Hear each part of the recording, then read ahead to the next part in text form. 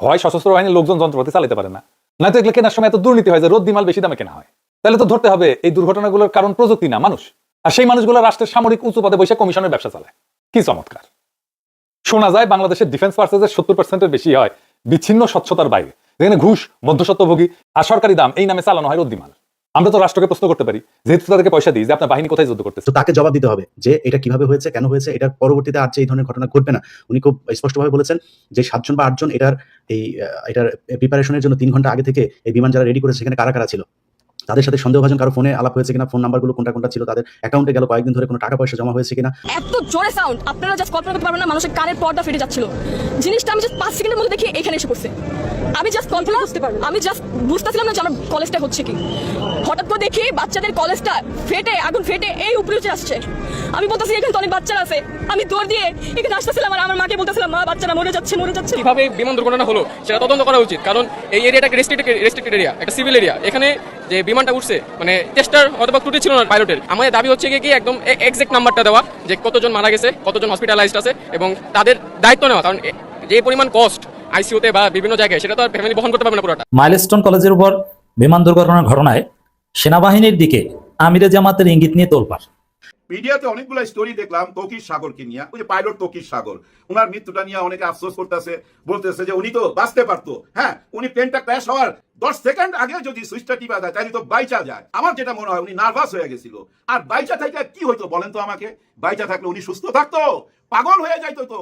এই ছোট ছোট কমলমতি বাচ্চাদের মৃত্যুটা উনি মাইনা নিতে পারতো? মাইনা নিতে পারতো না। অনেকদিন আগে একজন বিজ্ঞ মানুষ বলেছিলেন, সবাইকে বিশ্বাস করলেও আওয়ামী লীগকে বিশ্বাস করবেন না, আওয়ামী লীগ সুযোগ পেলেই সাপের মতো সুবল মারবে। প্রিয় দর্শক, আজকের বাংলাদেশের যে উত্তপ্ততা আমরা দেখতে পেয়েছি, সেই উত্তপ্ততার ভিতরে একটি ভিডিও মেসেজ আমার কাছে এসে পৌঁছেছে। ভিডিও মেসেজটির ভিতরে আওয়ামী লীগের বিভিন্ন দেশ থেকে নেতারা যৌথভাবে মিটিং করেছেন। ওই মিটিংয়ে তারা আলোচনায় রেখেছেন আজকে ঢাকায় যে সচিবালয়ে হামলা করা, এই হামলার জন্য তারা ছাত্রলীগকে উস্কিয়ে দিয়েছেন এবং ছাত্রলীগকে নামার জন্য নির্দেশনামূলক কথা বলেছেন। জামাতকে একটা ধন্যবাদ জানাই, জামাত দেখেছি 50 লাখ টাকা তারা এই ফান্ডে দিয়েছে। এবার বিএনপি বলবো আপনারা এখানে 1 কোটি টাকা দেন, অন্যান্য দল বলবো আপনারা 2 কোটি টাকা দেন। এই কাজগুলো করেন, ভলান্টিয়ার দেন, টাকা দিয়ে সাহায্য করেন প্লিজ। হসপিটালে আপনারা শোডাউন দিন। ভুয়া ভুয়া ভুয়া, আসিফ নজরুলকে পেয়ে শিক্ষার্থীরা মাইলস্টোনে বলছে ভুয়া ভুয়া ভুয়া। এই ভুয়াকে ভুয়া হিসাবেই কবর পর্যন্ত মানুষ পাঠাবে, কারণ সে শুরুতেই যখন বিমান দুর্ঘটনাটি হয়েছে সাথে সাথে সে বলে বিদেশ থেকে ডাক্তার এনে চিকিৎসা করব। কিছুক্ষণ পরে বলে ছাত্রীদেরকে বিদেশে পাঠিয়ে চিকিৎসা দেব। তুই কে চিকিৎসা দেওয়ার? তুই কি স্বাস্থ্য উপদেষ্টা? বেটা, সব জায়গায় ভুয়ামি করো, তোমার ভুয়ামি ছড়িয়ে দিবে আজকে ছাত্র জনতা বাংলাদেশে। 2 নম্বর জমিতে 1 নম্বর ফসল হয় না, 2 নম্বর গাছে 1 নম্বর ফল হয় না, 2 নম্বর উস্তাদের কাছে 1 নম্বর ছাত্র হতে পারে না, 2 নম্বর নেতার কাছে দেশ কোনোদিন 1 নম্বর হতে পারে না। দুর্নীতিবাজ, চোর, ডাকাত, বদমাশদের কাছে যদি দেশকে দেন, দুর্নীতিমুক্ত দেশ কোনোদিন হতে পারে না। দেখলাম দেশের আইন শৃঙ্খলার পরিস্থিতির অবনতি পরিকল্পিতভাবে ঘটানো হবে, একটা গ্রুপ, একটা পক্ষ এই ধরনের চেষ্টা করে যাবে। আমি মনে করি গতকাল যা যা ঘটেছে, দুটো ঘটনা, সেটা পরিকল্পিত। আসসালামু আলাইকুম প্রিয় দর্শক, বর্তমান সময়ে বাংলাদেশের রাজনৈতিক প্রেক্ষাপট বা রাজনৈতিক পরিস্থিতির উপর বিশ্লেষণ করে আপনাদের সামনে কিছু গুরুত্বপূর্ণ ভিডিও ফুটেজ নিয়ে হাজির হয়েছি। এমনকি দর্শক, আমি আশা করছি ভিডিওর শুরুটা দেখেই বুঝতে পেরেছেন আজকের নিউজটি কতটা গুরুত্বপূর্ণ। যারা ভিডিওটি অন করেছেন তারা ভিডিওটি না টেনে সম্পূর্ণ মনোযোগ সহকারে দেখবেন, তাহলে এই ভিডিওর মূল রহস্য বা আসল ঘটনাগুলো জানতে বা বুঝতে পারবেন। তো প্রিয় দর্শক, আমি আর বেশি কথা বাড়াবো না, চলুন দেখে আসি আজকের সেই কাঙ্ক্ষিত ভিডিও ফুটেজগুলো। তার আগে বলি, যারা এখনও চ্যানেলটি সাবস্ক্রাইব করেননি তারা চ্যানেলটি সাবস্ক্রাইব করে পাশে থাকা বেল আইকনটি ক্লিক করে দিন। আর ইতিমধ্যে যারা সাবস্ক্রাইব করে রেখেছেন তাদেরকে অসংখ্য ধন্যবাদ। তো চলুন দর্শক, একটা লাইক দিয়ে আমরা ধারাবাহিকভাবে সকল ভিডিওর বিস্তারিত আলোচনা দেখে আসি। ক্লাসরুমের উপরে ভেঙে পড়ছে যুদ্ধ বিমান, মারা গেছে শিশুরা, শিক্ষকেরা, যারা একদিন এই দেশের ভবিষ্যৎ হইতো। এটা কোনো দুর্ঘটনা না, রাষ্ট্রীয় দুর্নীতি, ব্যর্থতা আর অপরাধের একটা চেহারা। এই যে বাংলাদেশের বিমান বাহিনী, আমরা তো টাকা দিই প্রচুর প্রত্যেক বছর বাজেটে পালিয়ে এদেরকে, কিন্তু এদের বিমান দুর্ঘটনা কত হয় জানেন? আসেন আমরা হিসাবটা দেখি আর একটা তুলনা করি। 2008 থেকে 2025 পর্যন্ত বাংলাদেশের বিমান বাহিনী নিজে স্বীকার করছে এরকম দুর্ঘটনার সংখ্যা 14টা, আমরা জানি এটা। একই সময় ইন্ডিয়ান বিমান বাহিনী নিজের স্বীকার করা দুর্ঘটনার পরিমাণ 85টা, কিন্তু ইন্ডিয়ার আছে 2024-এর হিসাব অনুযায়ী অবশ্য 1290টা বিমান আর 500টা হেলিকপ্টার। ভারতীয় বিমান বাহিনীর দুর্ঘটনার অনুপাত হচ্ছে 100টার মধ্যে 4.7। সেই পরিমাণে বাংলাদেশের বিমান বাহিনীর আছে, এটা 2023-এর হিসাব, 125টা বিমান এবং 61টা হেলিকপ্টার। বাংলাদেশ বিমান বাহিনীর দুর্ঘটনার অনুপাত হচ্ছে 10.93, প্রায় 11%। এইটা ভারতের তুলনায় প্রায় 3 গুণ প্রায়। বিমান বাহিনীকে তো জবাব দিতে হবে যে কেন আমাদের বিমান বাহিনীতে ভারতের চাইতে 3 গুণ বেশি দুর্ঘটনা হয়। অনেকে অবিশ্বাস করতে পারেন, আমি হিসাব দিতেছি।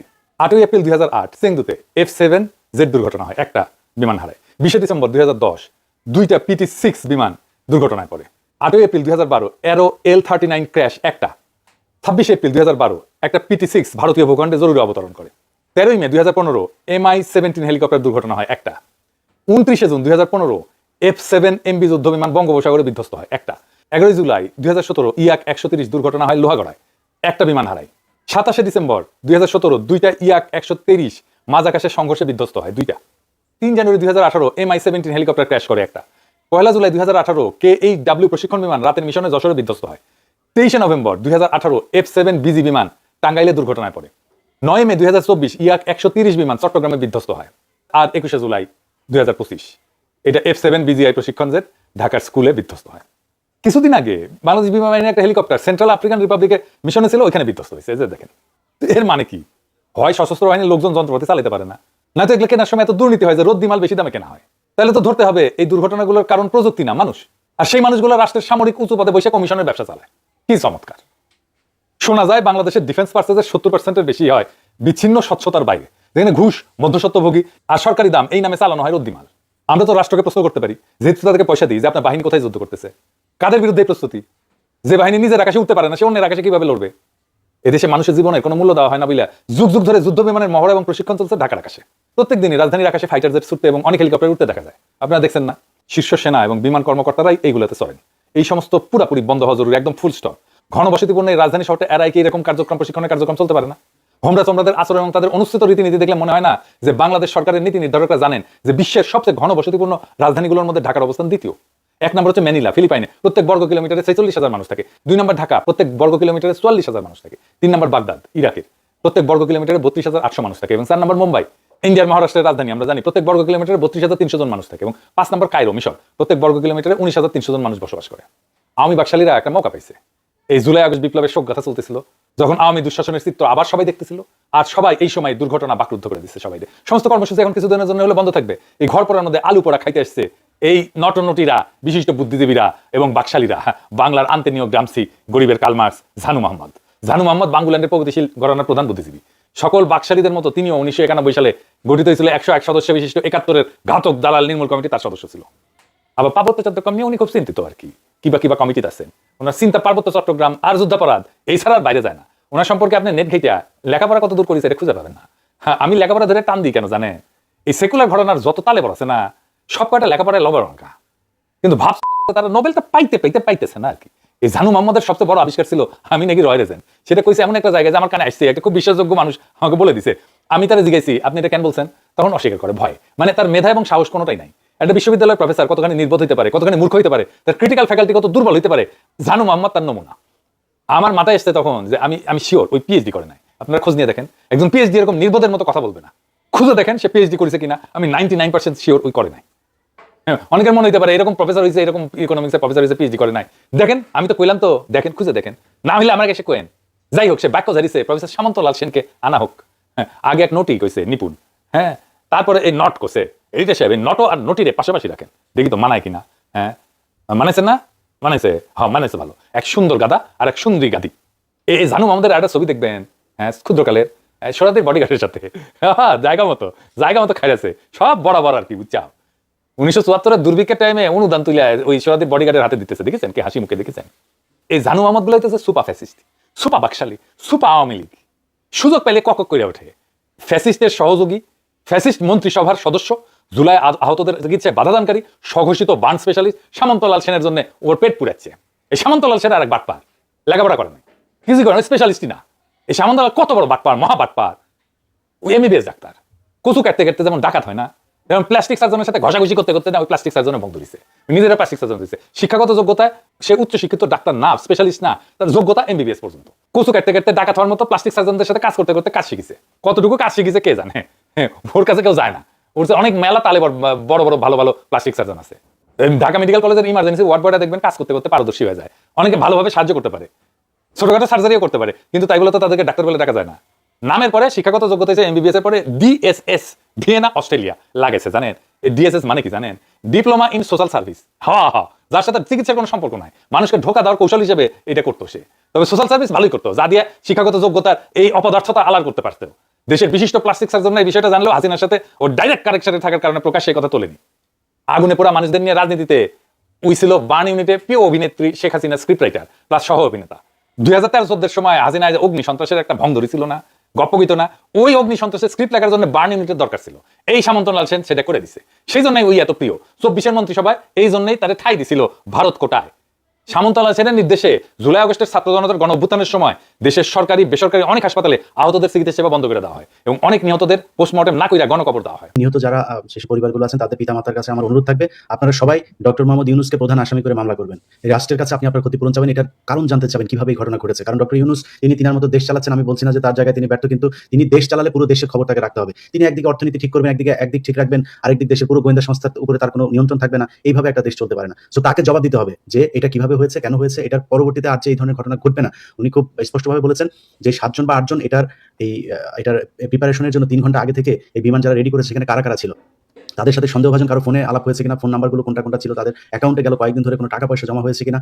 কারণ আমি সবকিছু চিন্তা করি প্রথম আলো দিয়ে। প্রথম আলো যদি বলে বাংলাদেশের মানবাধিকার, এই জাতিসংঘের যে মানবাধিকার একটা তারা যে অফিস দিতে যাচ্ছেন সেটা হবে কিনা হবে, প্রথম আলো যদি বলে চায় আমি চাই না, প্রথম আলো যদি বলে চাই না আমি চাই। এটা প্রথম আলো ঘটনার তদন্ত কমিটি গঠন হওয়ার আগে তারা তদন্ত প্রতিবেদন দিয়ে দিলেন যে এটা যান্ত্রিক ত্রুটি। তার মানে এখানে বিশেষ কিছু ছিল যেটা সরকারের খুঁজে বের করা উচিত। এখন সরকার মানে যদি বিমান বাহিনীর উপরে চাপিয়ে দেওয়া হয়, এখনো ক্যান্টনমেন্টে সেই দোষরাই আছেন, অর্থাৎ তাদের হাতে না। এটা প্রয়োজনে যেহেতু সিভিলিয়ান কিল হয়েছে এখানে, তাদের বিচার বিভাগীয় একটা তদন্ত কমিটি হওয়া প্রয়োজন। এবং সেটা যদি আমাদের সামনে প্রকাশ পায়, আমার মনে হয় এখানে ভেতরে কিছু ছিল কি ছিল না সেটা আমরা জানতে পারবো। যদি কিছু না থেকে থাকে তারপরেও বিমান বাহিনীর আধুনিকায়ন দরকার। আমরা কিছুদিন আগে ভারত এবং পাকিস্তানের যে যুদ্ধ দেখেছি, এখন আসলে 4th জেনারেশন 5th জেনারেশন এইসব জায়গায় এসে সেই আগের মতো ওই নিচে দিয়ে যুদ্ধ না, যুদ্ধ এখন সব উপরে। সো এই জায়গায় আমার আকাশ প্রতিরক্ষা ব্যবস্থা আধুনিকায়ন করতে হবে, আমার এই বিমানের আধুনিকায়ন করতে হবে, আমি হামলা চালাতে পারা এবং হামলা আমার থেকে বাঁচা, দুইটা ব্যবস্থায় আমার আধুনিকায়ন করতে হবে।